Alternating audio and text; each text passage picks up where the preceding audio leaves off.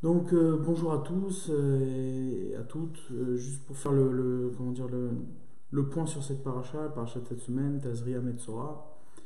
On assiste dans cette paracha à une maladie qui frappe les Bnei Israël, une maladie qu'on n'identifie pas, qu'on ne sait pas, qu'on connaît pas cette maladie, comme nous l'explique le Ramban.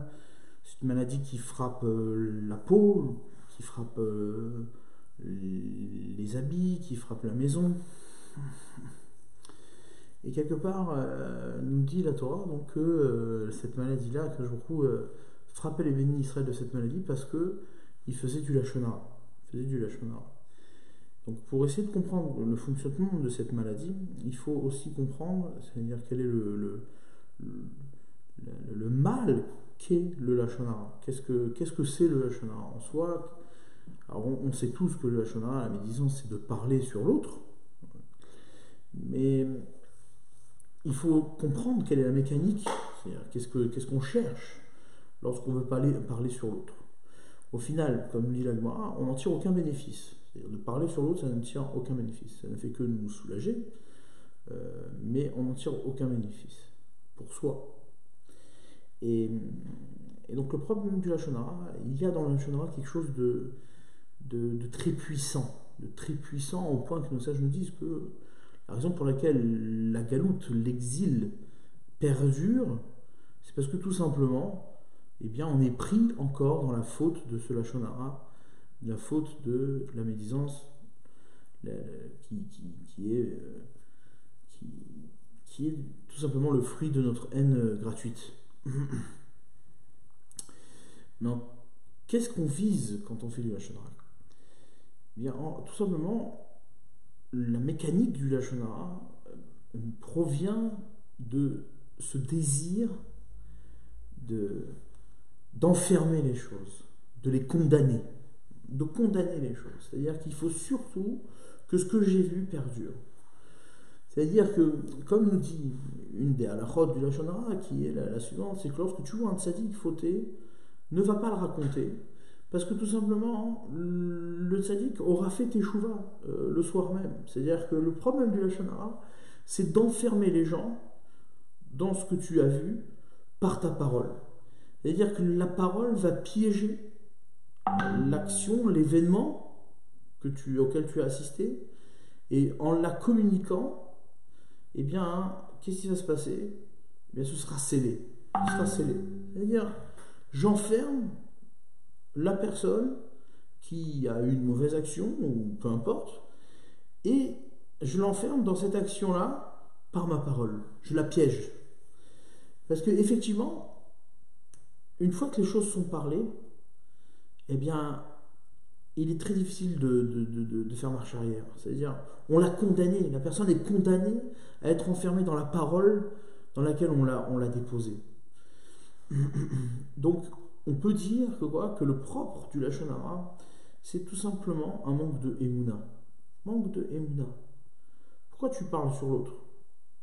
Pourquoi tu parles sur l'autre? Tu parles sur l'autre parce que il faut à tout prix que cette chose-là n'évolue pas. Que ce que tu as vu, ça n'évolue pas. Que ce que tu as vu, comme si il fallait à tout prix que ce à quoi tu as assisté ne puisse pas changer. Il faut que tu enfermes les choses. Et donc ça, c'est un emprisonnement. C'est un emprisonnement. C'est-à-dire qu'il y a, au moment de la création de l'homme, c'est marqué quelques jours où il a façonné l'homme, donc il a pris de la matière, il a façonné l'homme. Il y a marqué Vayipar be'apav nishmat chaim. Il a insufflé dans ses narines une âme de vie. Là-bas, le Tirgoum, c'est-à-dire le commentaire de Onkelos, nous ramène que quoi? C'est quoi insuffler une âme de vie? C'est il lui a donné le pouvoir de la parole. Le pouvoir de la parole. La parole, c'est le témoignage de notre liaison entre l'intériorité et l'extériorité. C'est le lien qu'on a directement avec Akadosh Baruch Hu. Et la parole est l'outil de la révélation de la présence divine. C'est-à-dire la révélation de l'un, la révélation de ce qui est vrai. Ouais. Et ça ne peut se faire. C'est-à-dire que la parole, c'est le lieu de la Emouna. Lorsque je parle, je mets en confiance. C'est-à-dire, le problème de la parole, c'est de mettre en confiance l'autre, l'être, sa propre personne, de mettre en confiance dans un cheminement qui rattache au divin. Maintenant, le lachon hara, la mauvaise langue, c'est celle qui fonctionne à l'inverse de ça. C'est-à-dire qu'elle n'est pas là pour révéler une intériorité, révéler quelque chose de caché. Elle est là au contraire pour montrer que les choses sont définitivement ce qu'elles sont à l'extérieur. Les choses ne peuvent pas changer. Le lachon hara, c'est une condamnation. Une condamnation. C'est empêcher les hommes de pouvoir changer. Et il y a quelque chose de pervers chez l'homme à vouloir que les choses ne changent pas. Pourquoi ? Parce que quelque part, ça le met en confiance. On voit d'ici que s'il y a une qualité qui est essentielle dans ce qui va être le devenir de l'homme, dans la construction de l'homme, c'est tout simplement d'accepter de pouvoir changer et d'accepter que les autres puissent changer. Ça, c'est un degré de Emouna qui est essentiel et fondamental. C'est-à-dire quelqu'un qui arrive avec des certitudes et qui veut se rassurer par ces certitudes. Bien au final, il a un lachon hara développé. Il s'en rend même pas compte. Il s'en rend même pas compte. Combien sont ceux qui prétendent ne pas faire du lachon hara alors qu'ils sont des experts du lachon hara? Parce que c'est devenu une mécanique, c'est devenu une logique. C'est devenu une logique. C'est-à-dire, comme si on ne pouvait pas faire autrement. Il faut se rassurer en déposant la parole sur la personne que je veux condamner, que je veux enfermer, pour me mettre en confiance. Pour me mettre en confiance.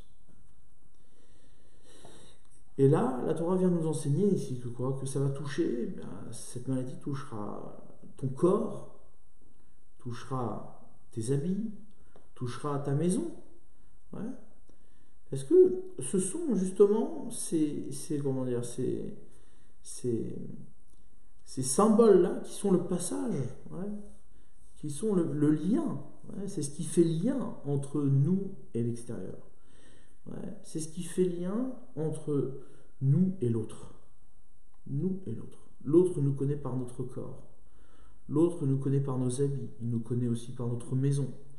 C'est-à-dire que la question, c'est de savoir si tu es dans une dynamique d'espoir. Est-ce que tu es dans une dynamique où les choses vont en s'améliorant, sont là pour s'améliorer, ou bien tu es dans une dynamique où les choses doivent être telles que tu les as définies, telles que tu les as vues, en les condamnant. C'est-à-dire qu'il n'y a pas de futur. Il y a des gens, c'est-à-dire il faut faire la différence. Quand je dis il n'y a pas de futur, c'est-à-dire il y a des gens qui ont énormément de futur. Mais leur futur est un présent. C'est un futur qui découle de manière logique, qui sont prévisibles. C'est-à-dire, ça découle de manière logique de ce qui est leur présent. Quelqu'un qui a un vrai futur, c'est quelqu'un qui a une bouche, qui a une parole, qui invite à se libérer, qui invite à promettre des choses qu'on n'aurait jamais pu imaginer. Ça, c'est ce qu'on appelle la confiance. Quelqu'un qui est en confiance, il ne dit pas du lachon hara. Il ne dit pas du lachon hara. Et donc, du coup, son physique, sa maison, ses habits sont préservés. C'est-à-dire la parnassa d'une personne, la santé d'une personne, la maison, l'habitation d'une personne, le toit d'une personne est préservé lorsque l'homme est en confiance et qui fait attention à ce qu'il sort de sa bouche. Voilà, chers amis, ce qu'on peut retenir, c'est-à-dire pour conclure, c'est quoi ? C'est écouter ce que nos sages nous enseignent, leur faire confiance, Et savoir que quoi? Que il faut avoir un regard patient sur les choses. Il faut avoir un regard patient sur les choses. Il y a plein de choses qu'on ne comprend pas, et dans le comportement des autres, on ne comprend pas. Mais, mais, par la patience et par cette confiance qu'on donne au monde, qu'on donne aux choses, qu'on donne aux hommes, eh bien, on sait pertinemment que quoi? Que c'est la seule manière qu'on peut améliorer le monde, qu'on peut améliorer le comportement des gens. C'est pour ça que quoi? Que la seule réponse valable au Lachon Hara, eh bien, c'est le silence. Parce que le silence, c'est-à-dire le silence face au Lachon Hara, c'est le produit des midotes. C'est le produit de ce qui est l'intériorité d'une personne. Et réagir pour réagir, c'est la destruction, parce qu'au final, tu es le même. Il faut pouvoir mesurer, ouais, notre capacité à parler par notre retenue, par notre capacité à rester silencieux, à être en confiance. À être en confiance. Voilà le petit message qu'on peut certainement améliorer et approfondir sur cette paracha-là de Tazria Metzora. Et je pense que c'est primordial dans un monde qui est habité de la parole. Tout est devenu parole aujourd'hui. Et tout est devenu parole de médisance. C'est une exposition du monde pour pouvoir justement à tout prix le condamner, l'enfermer, le définir. On a un flux de paroles et d'images qui au final nous enferme dans une réalité plutôt que de nous inviter à construire la réalité de demain. Voilà, très chers amis, Shabbat Shalom, en espérant de bonnes nouvelles pour le clan d'Israël, pour vos familles, pour nos familles, pour tout le monde. À très bientôt, Bezrat Hashem. Alors, j'espère que ça va très bientôt sur une caméra, mais très bientôt, de manière physique, qu'on puisse à nouveau remplir nos bâtés midrash, nos lieux d'études, nos synagogues, et retourner à une vie normale. Kol Tuv, Shabbat Shalom.